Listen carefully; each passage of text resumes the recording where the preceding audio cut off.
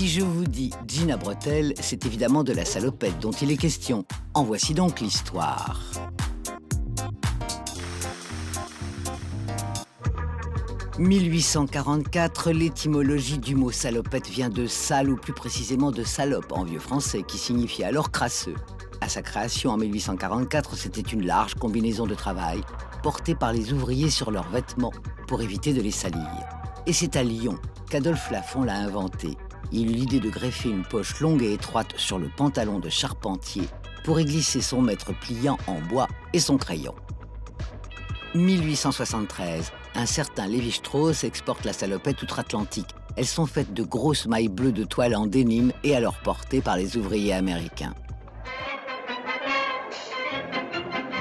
Adoptée dans toutes les usines automobiles, elle est aussi immortalisée par Charlie Chaplin dans Les Temps modernes en 1936.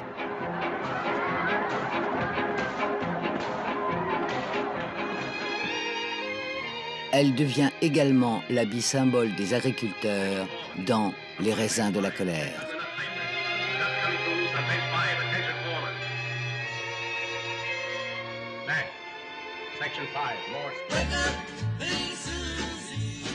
À partir des années 50, l'entreprise Lafont innove avec plusieurs versions de son modèle 406 plus moderne et coloré. C'est à ce moment que ce vêtement populaire est adopté par la planète mode et fait la une du célèbre magazine Vogue.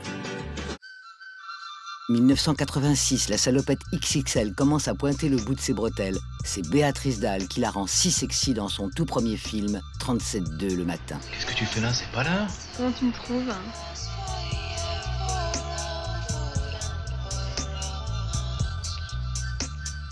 Enfin, en cette saison, plus que jamais, la salopette est un must-have, présent sur les défilés Sonia Rykiel ou encore Stella McCartney.